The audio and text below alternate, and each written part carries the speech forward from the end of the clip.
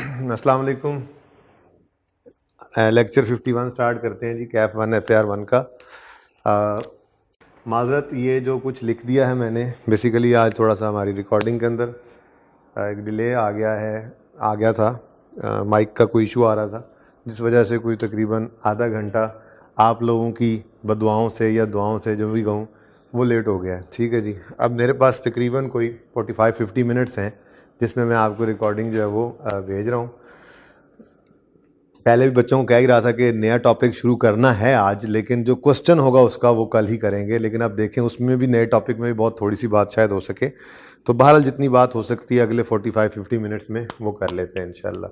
तो ये जो मैंने नोट किया ये कुछ भी नहीं है, मैंने 15 और 16 होमवर्क के अंदर दिए हुए थे, सिब्बी और उससे अगला जीटा। तो मैंने बच्चों आप लोगों से कहा था कि इसको होमवर्क में कर लेना है। तो ये दो बच्चे जो मेरे पास बैठे हैं इन्होंने ये क्वेश्चंस किए थे। तो क्वेश्चन नंबर 15 में इन्होंने एडजस्टमेंट 3 की बात की है और क्वेश्चन नंबर 14 में इन्होंने एडजस्टमेंट 1 की बात की है। तो मैंने कहा चलें रिकॉर्डिंग के ऑन होते तक मैं जो है वो थोड़ा सा इसको नोट कर लूँ। ठीक है, सिंपल सी एडजस्टमेंट है ये भी। बेसिकली वो कहता है an item was included in closing inventory at its cost of 94,000। Due to lower demand it had a net realisable value of 81,000। देखें, इन्वेंट्री में शामिल है, इंक्लूडेड इन क्लोजिंग इन्वेंट्री का मतलब बिका नहीं है, पड़ा है, तभी तो NRV चेक कर रहे हैं हम। ठीक है, अगर पड़ा है तो इसका मतलब ये इसकी एंट्री हुई होगी, क्लोजिंग स्टॉक डेबिट जितनी भी अमाउंट होगी, और यहाँ पर इनकम स्टेटमेंट के अंदर sale less cost of sale में opening plus purchase less closing, ये वाली figure, sorry, closing stock debit cost of sale credit. वो कह रहा है इस फिगर में एक चीज़ पड़ी है जो कितने पे पड़ी है, 94 में। यानी कि स्टॉक के अंदर एक तो 94 पड़ा हुआ है और दूसरा काफ़ी सारा और स्टॉक भी होगा जो उसने हमें बताया नहीं है। अब वो इस 94 के बारे में कहता है कि इस 94 की NRV 81 है। अब आपको पता है IS 2 का रूल कि stock is valued at lower of cost और NRV। इसका मतलब वैल्यू यानी बैलेंस शीट के अंदर इसको 81 पे नजर आना चाहिए, ना कि 94 पे। कंक्लूडेड? बात समझ आती है? और भाई बोलो, 81 पे आना चाहिए या 94 पे? 81 पे नजर आना चाहिए। अब मुझे बताओ ये इसमें शामिल कितने पे है? यानी क्लोजिंग स्टॉक में कुछ ज्यादा पड़ा है। अगर हम इसकी एडजस्टमेंट करना चाहें तो हमें क्लोजिंग स्टॉक को क्या करना पड़ेगा, कम। हमें 94 से 81 पे लाना है स्टॉक को, क्लोजिंग स्टॉक को 94 से 81 पे लाना है। कितना फर्क बनता है? 13 से हमने क्लोजिंग स्टॉक को डिक्रीज करना है। अब क्लोजिंग स्टॉक डिक्रीज हो तो स्टॉक बोलो स्टॉक क्रेडिट 13 से दूसरा इंपैक्ट किसको दे दोगे, कॉस्ट ऑफ सेल्स को। ये रेक्टिफाइंग एंट्री ओरिजिनल कर नहीं सकते थे हम। कितना स्टॉक था असल में जिसमें ये 94 पे था? करना चाहो तो कर लो, सिर्फ 94 से करना। फिर आप एंट्री करोगे stock debit cost of sale credit 94, होना ये चाहिए था कि होता stock debit cost of sale credit 81 से। रॉन्ग क्या हुआ पड़ा है, 94 से। Rectifying entry cost of sale को बढ़ा लो और स्टॉक को कम कर लो, लेकिन इतना कौन सोचे। ठीक है, अच्छा, अब ये तो हो गई इसकी रेक्टिफाइंग एंट्री। अब देखते हैं सवाल में रिक्वायरमेंट क्या थी। रिक्वायरमेंट है जनाब, prepare journal entries to correct above entries. ये जो जर्नल एंट्रीज करेक्टिंग एंट्री आ गई। दूसरा, कंप्यूट करेक्टेड ग्रॉस प्रॉफिट। तो ग्रॉस प्रॉफिट में ये कॉस्ट ऑफ सेल हिट करेगी। मैंने आपको कहा था भाई ये क्लोजिंग स्टॉक है, नहीं तो बैलेंस शीट का आइटम है ना, तो डबल क्यों सोचें, हम डबल नहीं सोचेंगे हम। मैंने ये बहरहाल बाद में कह भी दिया था, ठीक है ना। तो कॉस्ट ऑफ सेल क्या है, एक्सपेंस प्रॉफिट एंड लॉस को, ये डेबिट हो रहा है तो प्रॉफिट एंड लॉस में अगर एक्सपेंस डेबिट हो रहा है मतलब बढ़ रहा है, तो एक्सपेंस का बढ़ना प्रॉफिट को कम कर देगा। तो ये एडजस्टमेंट नंबर 3 जो है इससे GP ने 13 से कम होना था। चेक कर लें सोल्यूशन और बताएं ओके है, तो फिर आगे चलते हैं। और किसी एडजस्टमेंट में कोई इस सवाल में मसला आया हो? अच्छा चलें, कोई बात नहीं, घर पे बैठे हुए बच्चे जो हैं उनको कोई मसला आया है तो वो कल आके भी पूछ सकते हैं। ठीक है, उसके बाद क्वेश्चन 16 में बच्चों ने कहा कि हमें जीटा ट्रेडर्स के अंदर मसला आया है एडजस्टमेंट नंबर 1 में। मसला तो नहीं था, खैर इन्होंने ये कहा है कि जी थोड़ा सा परेशान हुए लेकिन हो गया था फिर। तो मैंने कहा चलो जो थोड़ा सा परेशान हुए हैं, क्योंकि इंट्रो का पढ़ा हुआ ज़रा भूला होता है, क्विकली रिवाइज कर लेते हैं, 5-7 मिनट की बात है। ठीक है, ट्रेड रिसीवेबल्स एट 30 जून 19, 2500 के रिसीवेबल्स पड़े हैं 30 जून 19 पे। और रिक्वायरमेंट क्या देखो, रिक्वायरमेंट है prepare adjusting entries for the year 30 जून 19 और करेक्ट करो प्रॉफिट। अच्छा, प्रॉफिट को करेक्ट कराता है, ठीक है ना। तो रिसेंट सवाल हमने सारे कर लिए, इससे ज़्यादा सवाल करने की जरूरत नहीं है, बहुत पुराने सवाल हैं, कोई इतनी खास जरूरत नहीं है उनको करने की। मेन सवाल जो तगड़े सवाल थे वो हमने कर डाले हैं, इन्हीं के अंदर मैक्सिमम चीज़ें वैसे ही कवर हो गई हैं ठीक है ना। तो 14, 15, 16, 14 भी किया हमने, 13 भी किया गालिब, 13, 14, 15 और ये 16वां भी अब कर रहे हैं, ठीक है। इसके बाद 17वां आज होमवर्क में इंशाल्लाह दे दूंगा नलतर वाला, वो भी रिवाइज कर लेना, ठीक है। तो मोर देन एनफ है, 6 दिन, 6.5वां दिन समझो ये लग रहा था। वैसे तो मैंने ये 15-20 मिनट ही लगाने थे, लेकिन अब माजरत के साथ, खैर माजरत के आप तो खुश हो रहे होंगे, अच्छा है नया टॉपिक, कल हम खुद होंगे सामने तो शुरू होगा, तो ठीक है। थोड़ी बहुत बात तो मेरे पास जितना टाइम है वो तो जितनी बात हो जाए वही फायदे में है, जो टाइम जो है वो इस्तेमाल हो जाए, ठीक है। अच्छा, अब ये क्या है, क्लोजिंग डेटर्स है, क्या है क्लोजिंग डेटर्स, और ये क्या है क्लोजिंग प्रोविजन। और ये जो बैलेंस शीट में जाने वाली फिगर है 30 जून पर ही ये फिगर्स गिवन है, और 30 जून की ही हमसे उसने, ये हमारा साल भी यही है, ठीक है। Financial statements for the year 30 June are under preparation, 30 जून 19 की इसी साल की फाइनेंशियल स्टेटमेंट अंडर प्रिपरेशन है। तो ये क्लोजिंग बैलेंस कहता है, इट वॉज नोटेड, पता लगा ट्रेड रिसीवेबल्स के बारे में, an old outstanding balance of 2500 which was return of previously. Original entry को छोड़ो, ये जो पुरानी बात है 2.5 लाख को हमने राइट ऑफ कर दिया था, हमने एंट्री उसकी कर ली थी बैड डेट रिटर्न ऑफ, जो कि प्रोविजन में हम करते हैं, provision for doubtful debt, bad debt return of की वजह से डेबिट हुआ था, और डेटर्स को क्या कर दिया था, क्रेडिट 250 से। ये पुरानी बात है, पुरानी बात जब हुआ था किसी साल में, मुझे नहीं पता। उसके बाद वो कहता है was settled during 20% during the year at 20% discount. वो बंदा आया, उसने कहा यार देखो मैं भागा नहीं था, बस हालात बुरे हो गए थे, लेकिन मुझे पता है कर्ज तो शहीद को भी माफ़ नहीं है, तो 250 बनता था, आप मुझे कुछ छोड़ दें, 200 मेरे पास इस वक्त है। कितना बनता है 80%? 200 ही बनता है ना, 200 मेरे पास है, तो आप ऐसा करो काइंडली आप ये 200 रख लो, ठीक है जी। और हम क्या करेंगे, हम कहेंगे जी बैड डेट रिकवरी इनकम हो गया आपको, कि डिस्काउंट एक्सपेंसिव बनता ना, डेटर को 250 से क्रेडिट करते, कैश को 200 से डेबिट करते और 50 का डिस्काउंट लेते, ये तो हो ही नहीं सकता। डेटर तो 250 से क्रेडिट हो चुका, और सारे का सारा एक्सपेंस वो चाहे 250 का 250 ही चला गया था ना उधर, कहाँ पे, एक्सपेंस में, बैड डेट के नाम से। अब जब उसमें से 200 आ गया तो इसको इनकम बना रहे हैं, तो फिर 50 एक्सपेंस वाली साइड पे पड़ा रह गया पीछे, बस ठीक है, बात समझे हो। तो ये थी ओरिजिनल एंट्री, ये तो पुरानी बात है ना, ये तो ऐसे ही मैंने आपको समझाने के लिए किया, ठीक है ना। लेकिन ये एंट्री है जो होनी चाहिए थी, ठीक है ना। बल्कि यहाँ क्या, इधर मैंने की तो हुई है, अभी जब क्लास स्टार्ट नहीं हुई थी। Original entry cash debit bad debt recovery income credit होना चाहिए था 200 से, लेकिन गलती से उसने क्या किया, the amount received was credited to trade receivables, वही गलती जो आमतौर पे करता है। तो सही करने के लिए debtor debit bad debt recovery income credit कर देंगे। अब डेटर को हिट लग गई रेक्टिफाइंग एंट्री में, तो ये डेटर्स जो हैं ये फिर अनएडजस्टेड है, मतलब क्लियर हो गया। और अगर ये अनएडजस्टेड है तो ये क्लोजिंग प्रोविजन भी अनएडजस्टेड है, क्योंकि डेटर ने हिलना है तो प्रोविजन ने भी हिलना है, ये पहले पुराने डेटर्स की बेस पे निकली हुई है, ठीक है। अब इस रेक्टिफाइंग एंट्री को हमने डेटर्स को कहा तुम अनएडजस्टेड हो, चलो आ जाओ दोबारा, 2500 रीओपन कर लिया, और इस एंट्री ने डेटर को किया 200 से डेबिट और bad debt recovery income credit, ठीक है। आगे बढ़ते हैं, फिर क्या हुआ, कहते हैं जी परचेज रिटर्न थी 500 की, वो मिस्टेकनली डेबिट कर दी डेटर्स में, यानी entry on the creditor debit purchase return credit, गलती से करके डेटर डेबिट, जिसके बारे में खामोश है वो सही अज्यूम करते हैं, purchase return credit. Rectifying entry में क्रेडिटर डेबिट डेटर, अब हमें मकसद इस वक्त किससे है, रेक्टिफाइंग एंट्री का डेटर को डेबिट होना या रेक्टिफाइंग एंट्री के डेटर का क्रेडिट होना, तो डेटर क्रेडिट 500 से, ठीक हो गया। थर्ड एंट्री है Rana and sons having a balance of 80 due for more than 1 year was declared bankrupt and its balance needs to be written off, ठीक है जी। तो 80 रुपए से प्रोविजन फॉर डाउटफुल डेट, ये क्या है, बैड डेट रिटर्न ऑफ है, सही है ना, बैड डेट रिटर्न ऑफ है ये, जिसकी एंट्री डायरेक्ट प्रोविजन में कर देते हैं। तो bad debt return of debit, provision debit और डेटर क्रेडिट होना चाहिए था, नहीं हुआ, कर लो। अब प्रोविजन को भी हमने कह दिया अनएडजस्टेड और रीओपन कर लिया, ठीक है। अब ये एंट्री पड़ी प्रोविजन डेबिट और bad debt return of debtors में क्रेडिट। ठीक है जी, ये तीसरी एंट्री हमारी ये वाली एंट्री आ गई, प्रोविजन में भी आ गई और यहां पर डेटर्स में आ गई, ये डबल एंट्री हमें नजर आ रही है। क्लियर है ये बात? डन हो गया। बताओ जरा एडजस्टेड बैलेंस कितना है अब?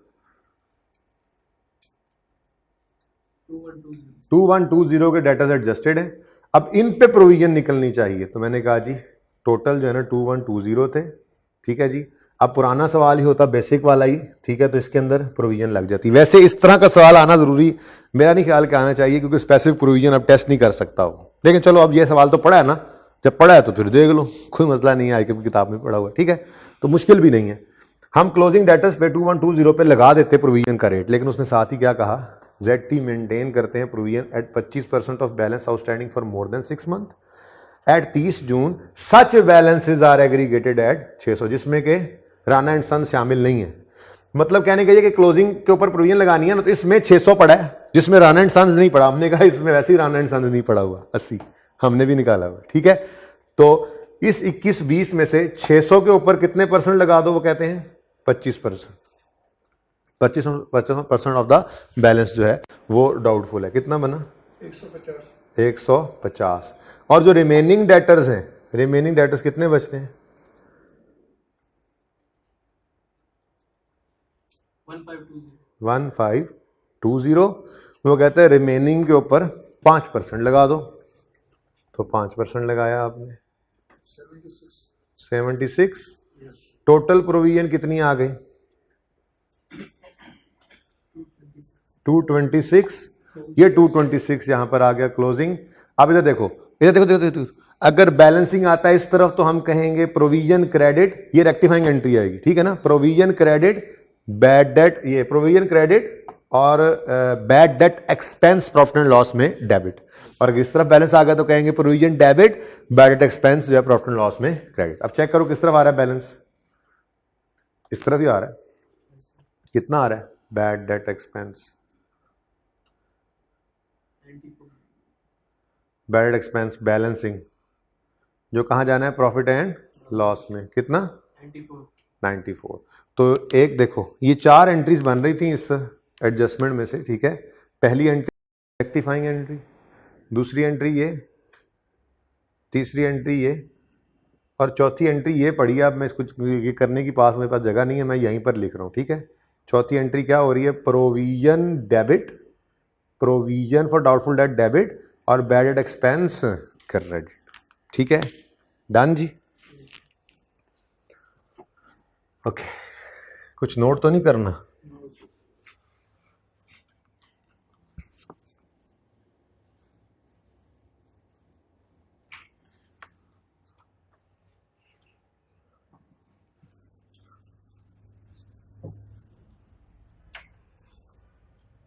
मिटा दूं?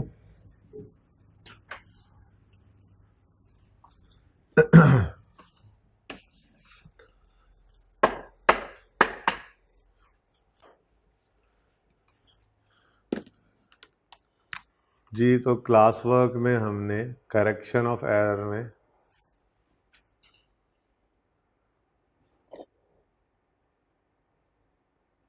पास्ट पेपर 15 की एडजस्टमेंट 3 डिस्कस कर ली है, पास्ट पेपर 16 के अंदर एडजस्टमेंट 1 कर ली है।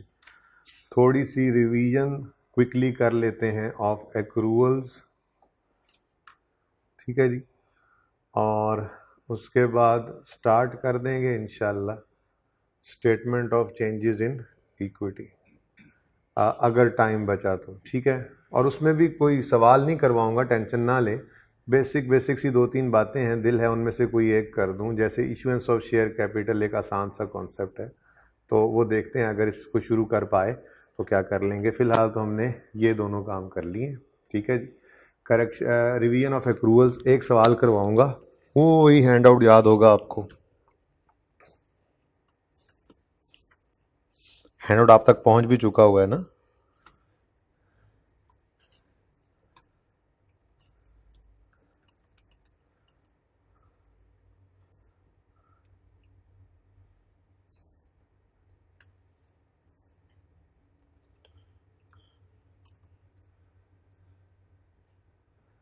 ये हैंड आउट आप तक पहुंच गया था, उस दिन हमने इसकी रिवीजन नहीं की थी, याद आ रहा है जी कुछ?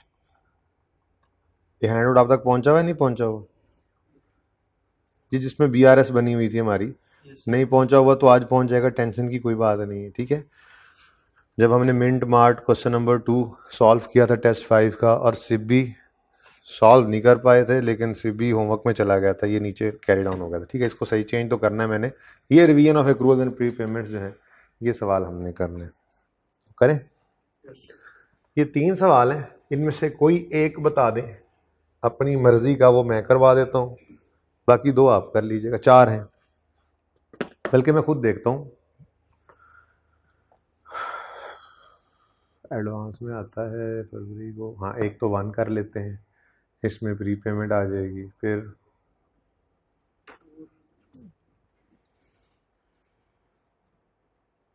नहीं उसमें भी एडवांस ही निकलना है यार, तो एक जैसे सवाल हो जाएंगे। 4 आपका होमवर्क है।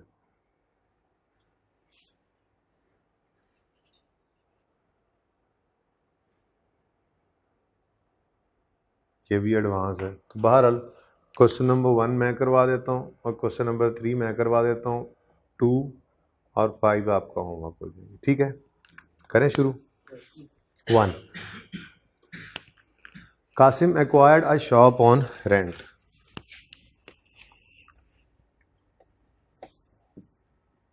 एक्वायर की है शॉप रेंट पे, तो इसका मतलब किराया पे करेगा, ऐसा ही है, तो बोलो।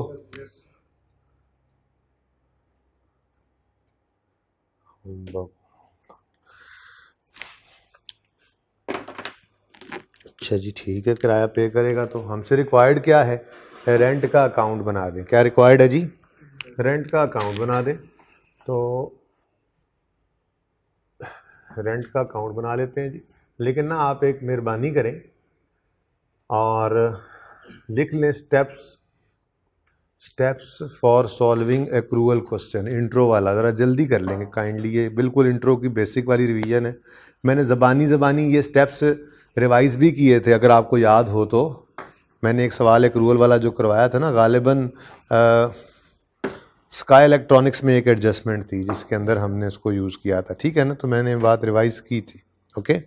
एनीवेज दोबारा लिख लेंगे, तो लिखें steps for solving accrual questions.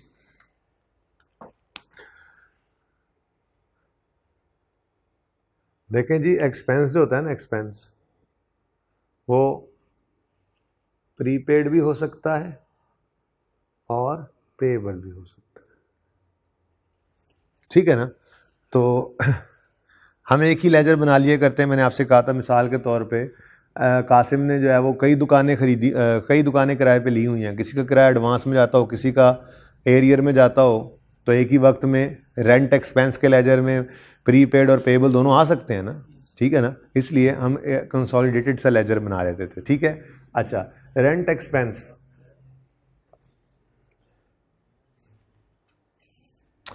Rent expense के लेजर के अंदर अब हमने चीज़ें लिखनी हैं। स्टेप्स की हेडिंग हम दे चुके हैं। स्टेप 1 लिखें इंट्रो वाला, we will write opening, we will write opening.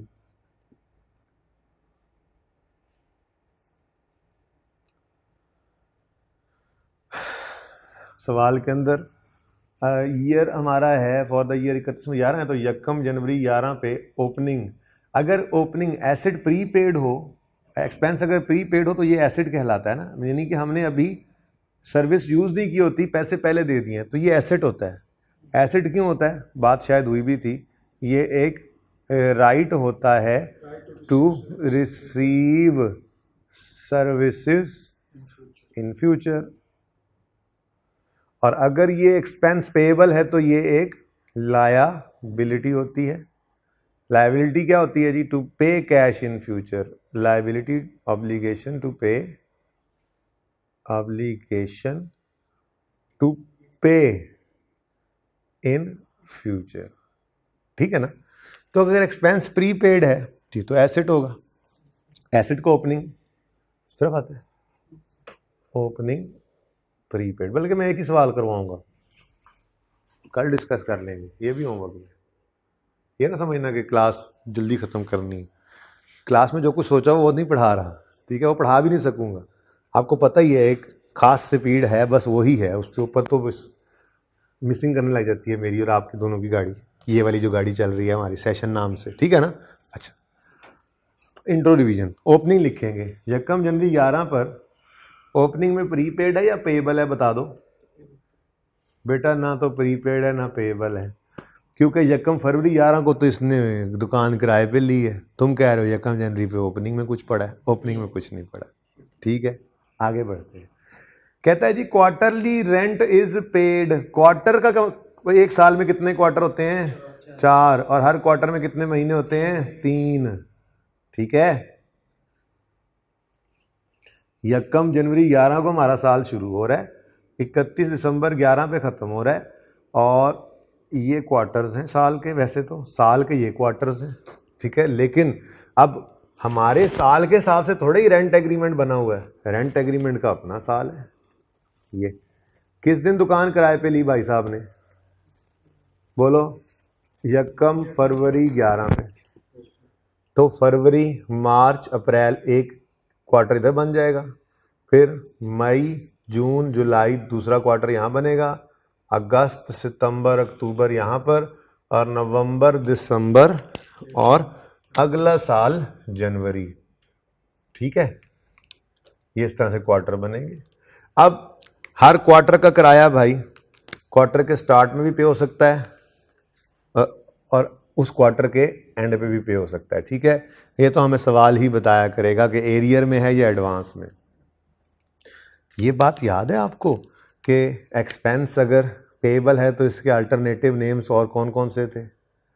Payable को एक्रूड भी कहते हैं, ड्यू भी कहते हैं, आउटस्टैंडिंग भी कहते हैं, एरियर्स भी कहते हैं, और कोई रह गया हो? एक्रूड, ड्यू, आउटस्टैंडिंग, एरियर्स, और कोई है जी? मेरे जहन में तो इस वक्त नहीं आ रहे, कोई आ जाए तो लिख लेंगे, ठीक है ना। तो ये सभी नाम एक्सपेंस पेएबल के लिए, लेकिन ये खतरनाक बड़े हैं।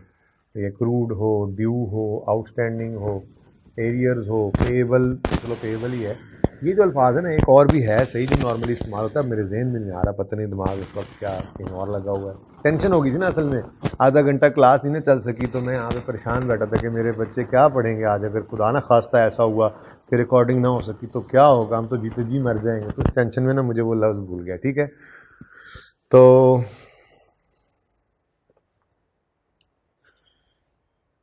अगर ये अल्फाज इनकम के साथ लग जाएं तो रिसीवेबल का मतलब देंगे, और अगर ये अल्फाज एक्सपेंस के साथ लग जाएं तो पेएबल का मतलब देंगे। ये बड़े खतरनाक लफ्ज़ है, ठीक है, सही है ना।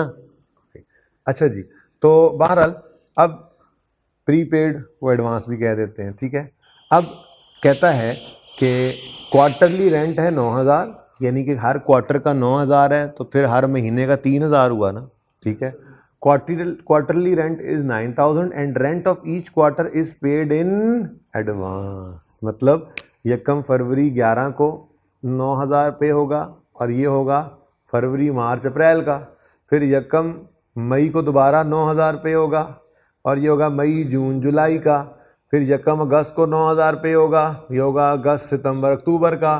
फिर यकम नवंबर को 9,000 पे होगा, ये होगा नवंबर दिसंबर, और हमारा साल ख़त्म हो जाएगा। लेकिन हम किराया दिए बैठे होंगे 31 दिसंबर 12 वाले साल के भी 1 महीने का इसी साल, तो क्लोजिंग में प्री पेमेंट आएगी, यानी एसेट आएगा। ठीक है, अच्छा अब हम तो थे अपने स्टेप्स के ऊपर, वापस चलते हैं स्टेप्स पे। Step 1 we will write opening. Step 2 लिखो, स्टेप 2 लिखो we will record cash. Step 2 लिखो जी वी विल रिकॉर्ड कैश। अब नीचे उर्दू में लिखो, कैश रिकॉर्ड करते हुए ये नहीं देखना कि पेमेंट कितना पीरियड कवर कर रही है। जल्दी जल्दी लिखो, कैश रिकॉर्ड करते हुए ये नहीं देखना कि पेमेंट कितना पीरियड कवर कर रही है। अगर हमारे पीरियड में पेमेंट हो गई तो कैश रिकॉर्ड कर लेना है। अगर हमारे पीरियड में पेमेंट हो गई तो कैश रिकॉर्ड कर लेना है।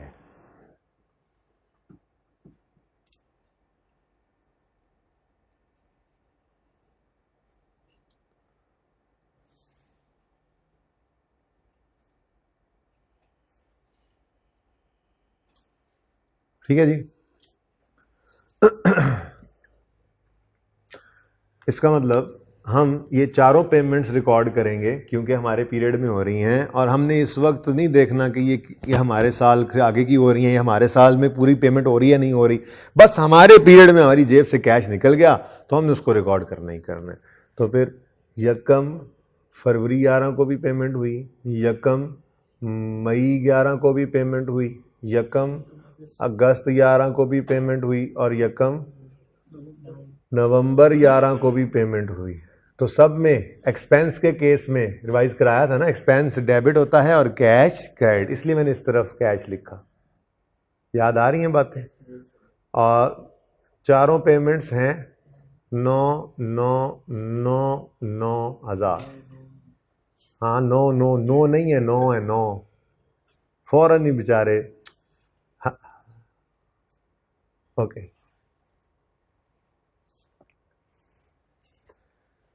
Okay.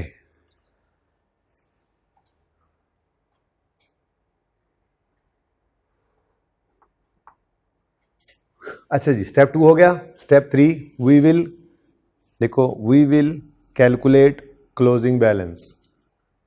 We will calculate closing balance. अच्छा, ये स्टेप 3 ये भी हो सकता है, और स्टेप 3 ये भी हो सकता है कि हम इनकम या एक्सपेंस पहले निकाल दें और क्लोजिंग बैलेंसिंग आए, डाटा के हिसाब से चेंज कर लिया करेंगे। ठीक है ना। बहरहाल फिलहाल तो बिल्कुल बेसिक वाली बात रिवाइज कर रहे हैं। अब नीचे उर्दू में लिखो क्लोजिंग कैलकुलेट कैसे करना है। लिखो क्लोजिंग बैलेंस कैलकुलेट करते हुए, क्लोजिंग बैलेंस को कैलकुलेट करते हुए अपने साल की आखिरी पेमेंट को पकड़ लेंगे। क्लोजिंग बैलेंस कैलकुलेट करते हुए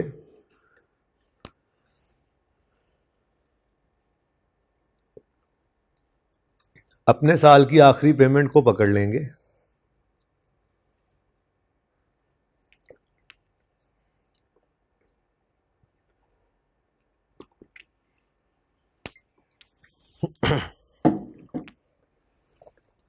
ठीक है जी। और उसकी रेंज चेक करेंगे, और उसकी रेंज चेक करेंगे। Full stop. अगर उस पेमेंट की रेंज हमारे साल से पहले रुक जाएगी, अगर उस पेमेंट की रेंज हमारे साल से पहले रुक जाएगी, ज़रा रुक के सुनना क्या बात कह रहा हूँ मैं। इधर देखो, हमारे साल से पहले रुकने का मतलब है कि पेमेंट की हद ही यहाँ तक थी, तो फिर 2 महीने एंड पे क्लोजिंग पेबल बच जाएगा ना। ठीक है। तो अगर इस पेमेंट की, क्या लिखवा रहा था मैं, अगर इस पेमेंट की रेंज हमारे साल से पहले रुक जाएगी तो क्लोजिंग में पेएबल बैलेंस होगा, तो क्लोजिंग में पेएबल बैलेंस होगा, ब्रैकेट में लिख लो लायबिलिटी। और अगर इस पेमेंट की रेंज हमारे साल से आगे निकल जाए, और अगर इस पेमेंट की रेंज हमारे साल से आगे निकल जाए तो क्लोजिंग में प्रीपेड बैलेंस होगा, तो क्लोजिंग में प्रीपेड बैलेंस होगा, ब्रैकेट में लिख लो एसेट।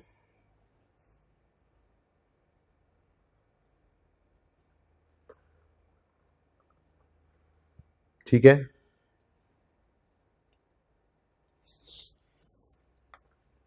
ठीक है बेटा, समझ गए। चलो फिर अप्लाई करते हैं इसको। हमारे साल की आखिरी पेमेंट तो ये है, और ये यकम नवंबर 11 को पे हुई है, और ये पेमेंट खैर से नवंबर, दिसंबर और जनवरी के महीनों की है। तो यहाँ पर खड़े होकर 31 दिसंबर 11 पे आप फील करोगे एंटाइटल्ड कि अगले साल का पहला महीना किराया नहीं देना लेकिन इस्तेमाल करेंगे ये दुकान, तो एक खुशी का एहसास, एक जो है वो रिलैक्सेशन फील होगी। तो क्लोजिंग में ये प्री पे किया हुआ है तभी तो रिलैक्स, एक खर्चा प्री पे कर दो तो रिलैक्स हो जाते हो कि यार ओके सोके हो गए, पे कर दिया अगले महीने किराया पहले ही, अब अगले महीने सुकून से दुकानदारी करेंगे, यहाँ पे किराए की टेंशन नहीं है। तो प्री पेमेंट क्लोजिंग डेट पर पड़ी है, तो ये क्या है, एसेट। और एसेट का क्लोजिंग आपको पता है इस तरफ आता है ना। अच्छा मैं तो वैसे ही लिख रहा था 31 दिसंबर 11, पेबल इस तरफ आता है, ठीक है। प्री पेड तो हम यहाँ पर निकालेंगे, और इधर इधर देखना ज़रा क्लोजिंग प्री पेड निकालने का तरीका। वैसे तो यहाँ पर ज़बानी पता लग रहा था, लेकिन किराया दिया हुआ है हमें क्वार्टरली, यानी 3 महीनों का किराया 9000 है, डिवाइड बाय 3 कर दें, 9000 डिवाइड बाय 3 तो 1 महीने का किराया आ जाएगा, और 1 से मल्टीप्लाई कर दें तो ये आ जाएगा क्लोज। 2 महीने अगर होते प्री पेड तो 2 से मल्टीप्लाई कर देते जी, कितना 3000। तो बैलेंसिंग फिगर स्टेप 4 लिखो, balancing figure will B balancing figure will B income or expense which will be taken to profit and loss account. Balancing figure will be taken to profit and loss account as income or expense.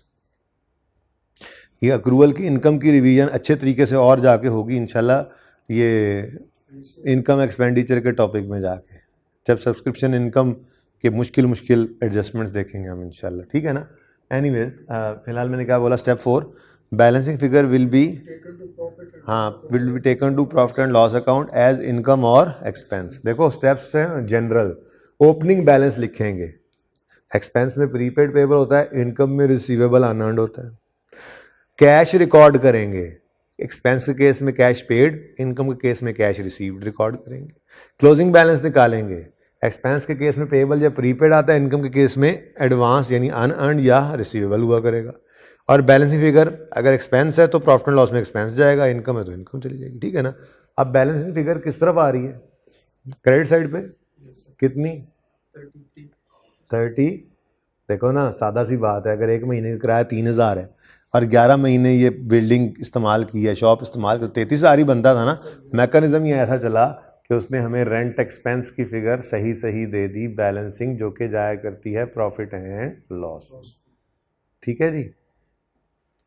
तो rent expense की figure जाया करती है profit and loss में, और closing जो prepaid हो या पेएबल हो ये जाया करते हैं बैलेंस शीट में। तो ये पेएबल है या प्रीपेड है, प्रीपेड है, तो करंट एसेट जाएगा कहाँ पर जी, बैलेंस शीट के अंदर, ठीक है जी। करंट एसेट्स में ये रेंट एक्सपेंस, रेंट पेएबल नजर आ जाएगा, ठीक है। तो सही है, चल ठीक है जी। अब अगले 3 सवाल आपके होमवर्क में होंगे, प्लस पास पेपर, पास पेपर 17 है जी, नलतर, ये आपके होमवर्क में है। और दूसरा ये एक्रूवल के 2, 3, 4 शॉर्ट क्वेश्चंस, ठीक है जी। और फ्रॉम लेक्चर 50 हैंडआउट्स, ठीक है जी, ओके। तीसरा है जी MCQs ऑफ दिस चैप्टर, आपने करके आने हैं सारे, ओके ठीक हो गया। अच्छा MCQs को रहने दो यार, बस ठीक है, फजूल बात है सही, MCQs में वही होना है, सवालों में करके आए हो, ठीक है रहने दो, ओके। हाँ जो पेंडिंग MCQs रह गए हों उनमें से कोई रहता हो तो वो कर लीजिएगा, ठीक है जी। हेडिंग बनाएंगे आप नए चैप्टर की, statement of changes in equity, लेकिन statement of changes in equity नहीं बना रहे आज हम, वो इंशाल्लाह कल बनाएंगे। बल्कि बड़ी इंपॉर्टेंट डिस्कशन आज करनी थी डिविडेंड्स की, वो भी अब कल ही करेंगे, ठीक है। आज सिर्फ मैं आपके साथ इशुएंस ऑफ शेयर कैपिटल की एक आसान सी डिस्कशन कर रहा हूँ, सिर्फ वो सुन के समझ लीजिएगा, सुकून से यहीं पर बोर्ड पे ही समझी जाएगी, कुछ करने की ज़रूरत नहीं है, ठीक है। और अपने रेक्टिफिकेशन के टॉपिक को प्लस पिछले जो भी टॉपिक्स हैं उनको जो आपने री-एनफोर्स करना हो वो आप कर सकते हैं इंशाल्लाह। नया टॉपिक स्टार्ट तो हो गया है, लेकिन सही मानों में जो सवाल हैं, टेक्निकल बातें ज़्यादा जो हैं वो कल ही करूँगा मैं, ठीक है जी। हाई। ठीक है जी। तो statement of change in equity के अंदर आज हम बात कर लेते हैं जी इशुएंस ऑफ शेयर कैपिटल की। ठीक है।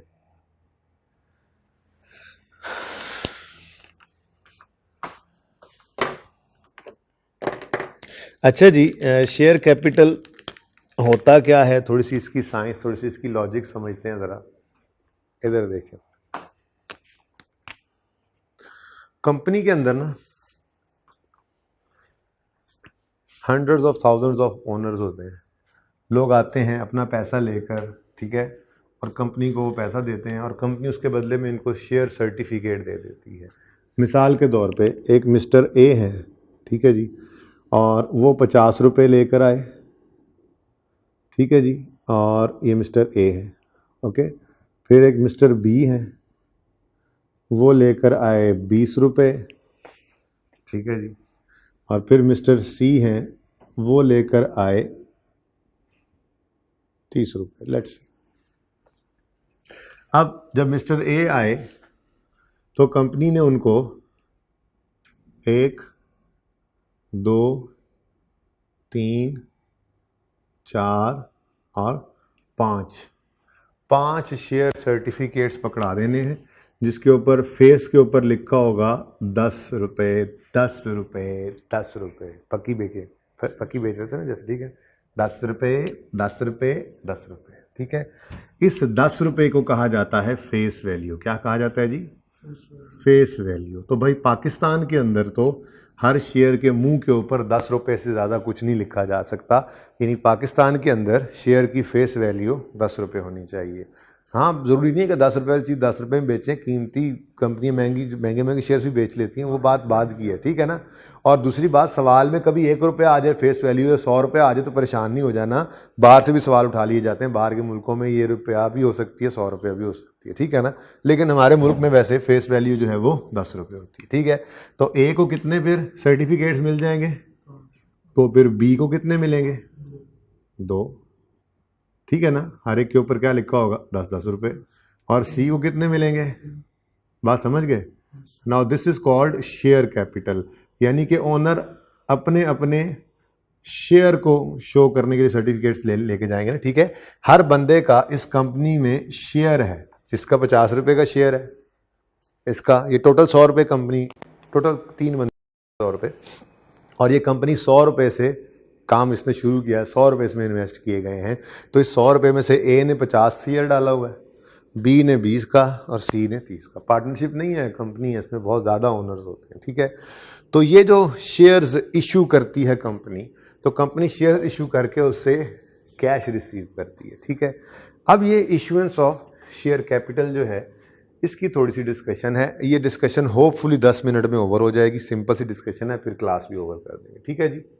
तो इशुएंस ऑफ शेयर कैपिटल में सबसे पहली चीज़ होती है एट पार। एट पार का मतलब होता है at face value, at par या at face value, at face value. At par लिखा है मैंने। एक तो ये भी बड़ा मसला आना है ना, आज 2-3 घंटे तक तो ये मसला आता रहता है कि वैल्यू नहीं, वो क्वालिटी नहीं सही हो रही।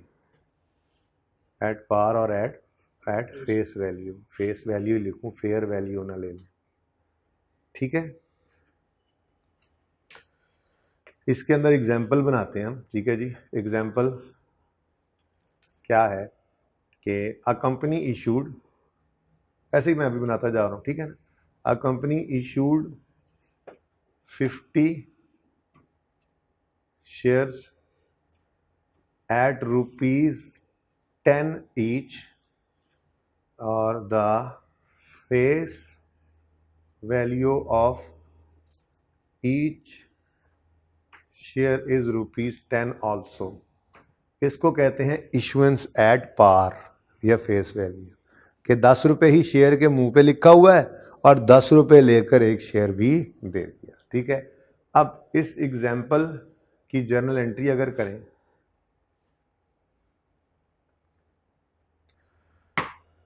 जर्नल एंट्री में भूल गया, ओहो, शेयर कैपिटल की जर्नल एंट्री तो आती नहीं थी मुझे इंट्रो के अंदर, कैपिटल तो ओनर लाता था ना, याद है कुछ?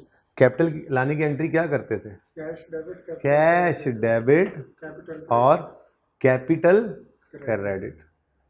ठीक है, अब फर्क सिर्फ यही पड़ा था, मैंने शायद आपको रिवर्जन के स्टार्ट में बताया था कि जिसको हम इंट्रो में कैपिटल कहा करते थे, आज शेयर कैपिटल कहेंगे, क्योंकि देखो आप हर बंदा अपना अपना शेयर लेकर आ रहा है।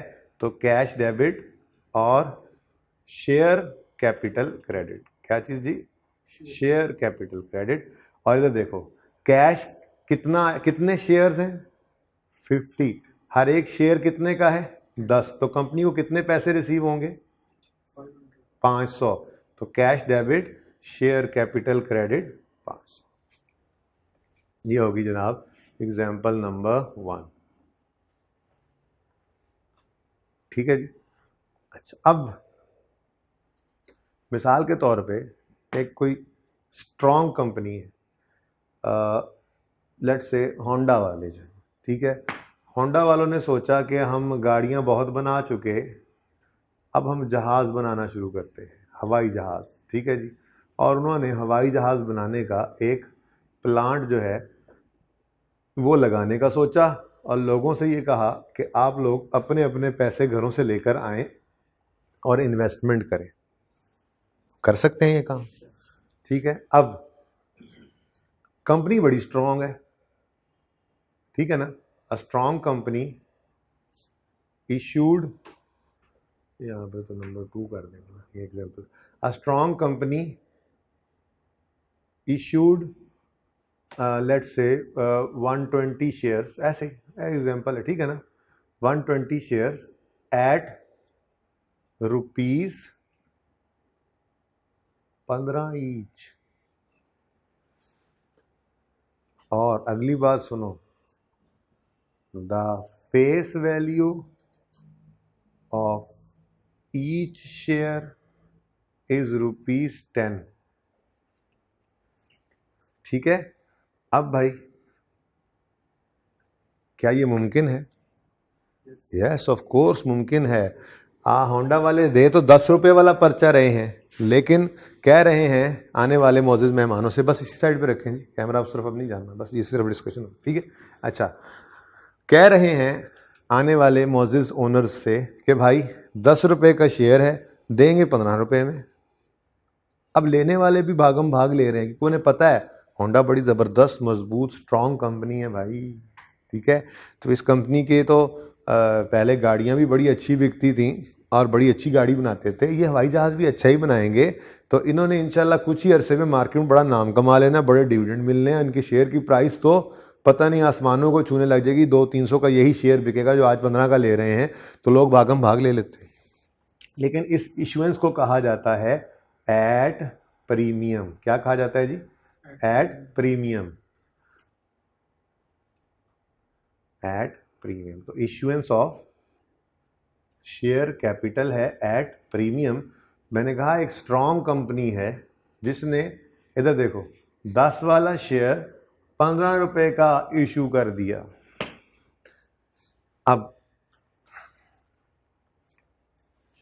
ऐसी कंपनी की बैलेंस शीट के अंदर आपको इक्विटी के अंदर ऐसे होगा, शेयर कैपिटल नजर आएगा 500 का, और फिर रिटेन्ड अर्निंग्स पड़ी होंगी। ठीक है ना, सही है। अच्छा, अब इसकी बात करें तो इसको देखो देखो देखो देखो, साथ साथ नोट करने की बीमारी साइड पे रखो। कैश कितना आएगा इनको? कितने शेयर इशू किए हैं जी? 120, और हर एक शेयर 10 का आया, 15 रुपए लाया, हर बंदा 15 रुपए लाया, तो उसको एक शेयर मिला, कितना हो गया? 1800 रुपए से कैश तो हो गया डेबिट।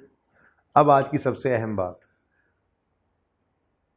शेयर कैपिटल अकाउंट में उसूल क्या है? लॉ कहता है, और अकाउंटेंट्स भी इस पर मुत्तफिक हैं, कि शेयर कैपिटल के अकाउंट के अंदर शेयर की फेस वैल्यूज ही जाती हैं, ना उससे कम ना ज़्यादा।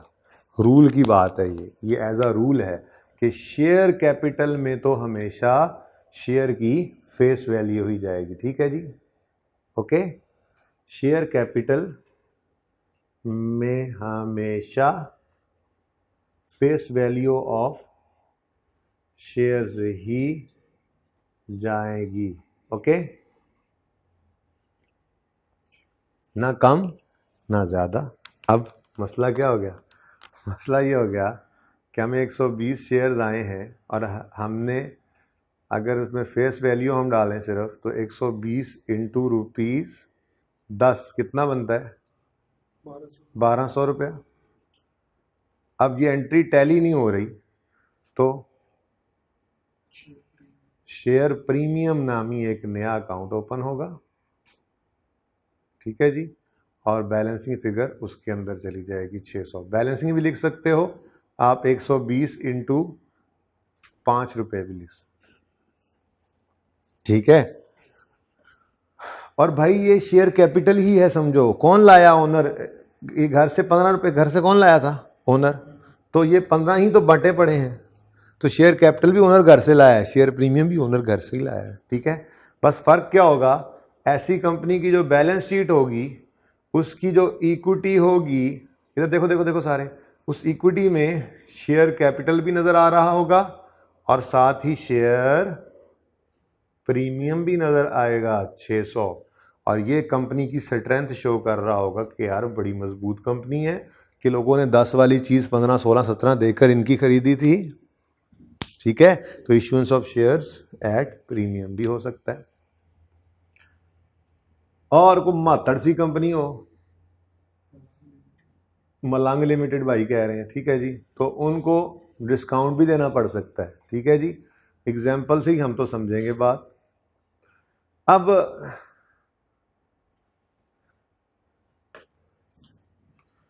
वो देखा भाई एक बंदे ने कि यार होंडा वालों ने हवाई जहाज बनाना शुरू किया, कंपनी के लिए पैसे मांगे लोग, 10 रुपये के अगेंस्ट 15 ले आए।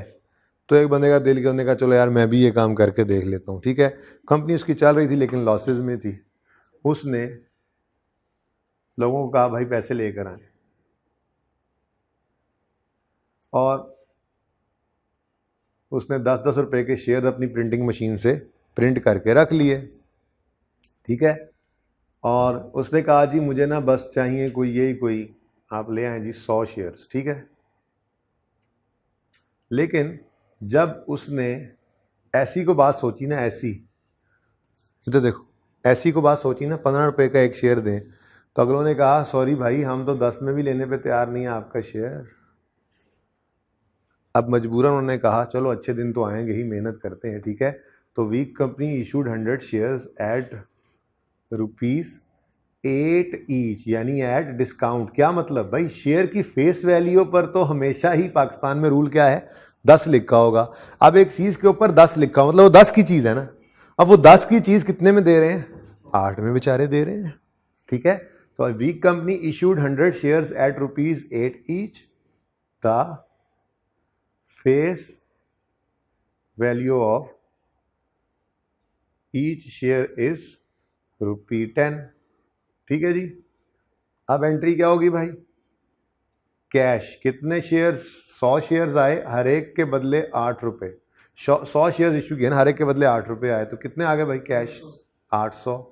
उसूल की बात क्या है, उसूल की बात क्या है बोलोगे, शेयर कैपिटल में क्या आता है, हमेशा हमेशा शेयर की फेस वैल्यू ही आती है। मैंने उसूल लिख दिया आपको, ये स्टार, यहाँ पर शेयर कैपिटल का उसूल था ना, शेयर कैपिटल के लिए हमेशा ही ये उसूल है, इसमें तो फेस वैल्यू ही आएगी, ठीक है।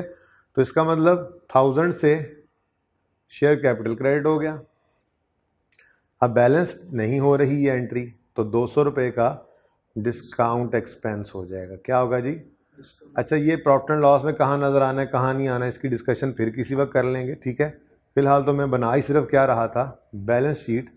तो ऐसी ऑर्गेनाइजेशन की बैलेंस शीट के अंदर भी इक्विटी में